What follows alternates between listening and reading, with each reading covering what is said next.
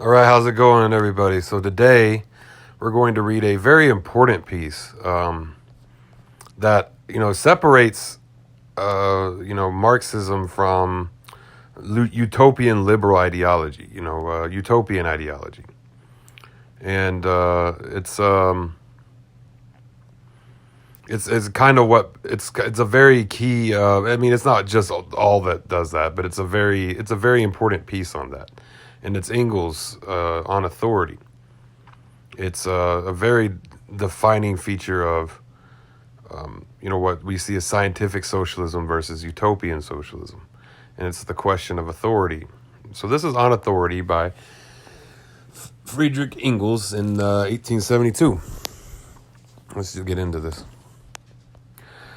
A number of socialists have latterly launched a regular crusade against what they call the principle of authority.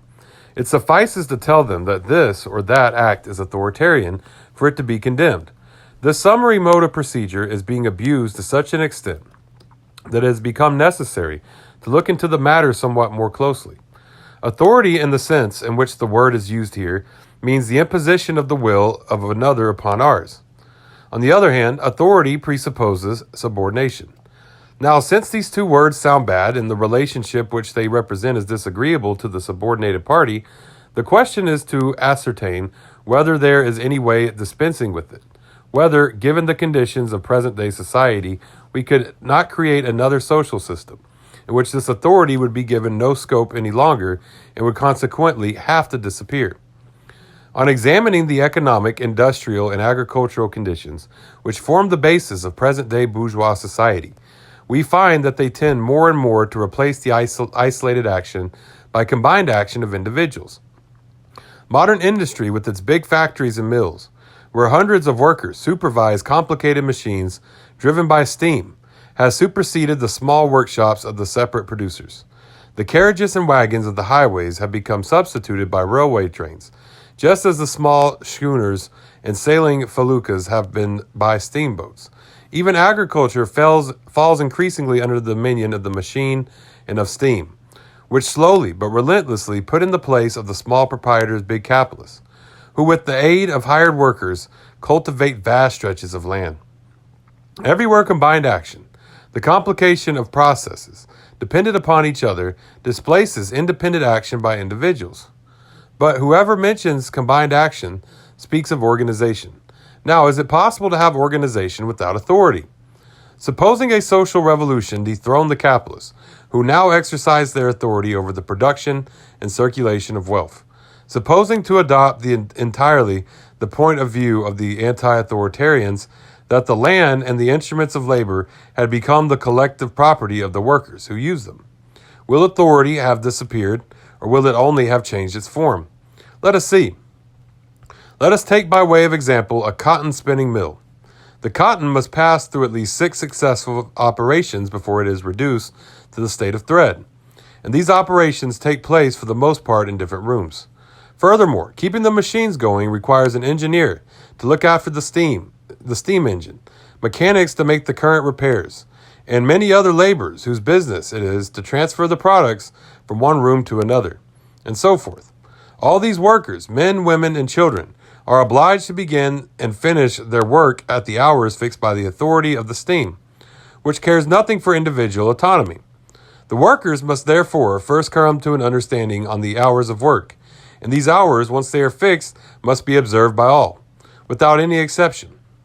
Thereafter, particular questions arise in each room and at every moment concerning the mode of production, distribution of material, etc., which must be settled by decision of a delegate, placed at the head of each branch of labor or, if possible, by a majority vote. The will of the single individual will always have to subordinate itself, which means that questions are settled in an authoritarian way. The automatic machinery of the big factory is much more despotic than the small capitalists, who employ workers ever have been. At least with regard to the hours of work, one may write upon the portals of these factories, Lasciate ogni autonomia voce intrate. Leave, ye that enter in, all autonomy behind.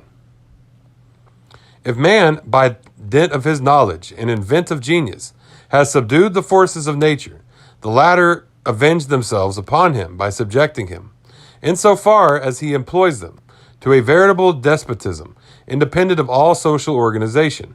Wanting to abolish authority in large scale industry is tantamount to wanting to abolish industry itself, to destroy the power loom in order to return to the spinning wheel. Let us take another example, the railway. Here too, the cooperation of an infinite number of individuals is absolutely necessary, and this cooperation must be practiced during precisely fixed hours so that no accidents may happen. Here too, the first condition of the job is a dominant will that settles all subordinate questions, whether this will is represented by a single delegate or a committee charged with the execution of the resolutions of the majority of persona interested. In either case, there is a very pronounced authority. Moreover, that would happen to the first train dispatched if the authority of the railway employees over the passengers were abolished. But the necessity of authority, and of imperious authority at that, will nowhere be found more evident than on board a ship on the high seas. There, in time of danger, the lives of all depend on the instantaneous and absolute obedience of all to the will of one. When I submitted arguments like these to the most rabid anti-authoritarians, the only answer they were able to give me was the following: yes, that's true, but there is not the case of authority, which we confer on our delegates, but of a commission entrusted. These gentlemen think that when they have changed the names of things, they have changed the things themselves. This is how these profound thinkers mock at the whole world. We have thus seen that, on the one hand, a certain authority, no matter how delegated, and on the other hand, a certain subordination, are things which, independently of all social organization, are imposed upon us together, with the material conditions under which we produce the make products circulate. We have seen, besides, that the material conditions of production and circulation inevitably develop with large-scale industry and large-scale agriculture, and increasingly tend to enlarge the scope of this authority. Hence it is absurd to speak of the principle of authority as being absolutely evil, and of the principle of autonomy as being absolutely good. Authority and autonomy are relative things, whose spheres vary with the various phases of the development of society.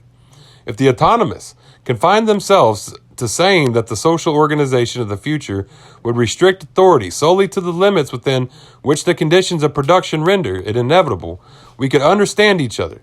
But they are blind to all facts that make the thing necessary, and they passionately fight the world. Why do the anti-authoritarians not confine themselves to crying out against political authority, the state?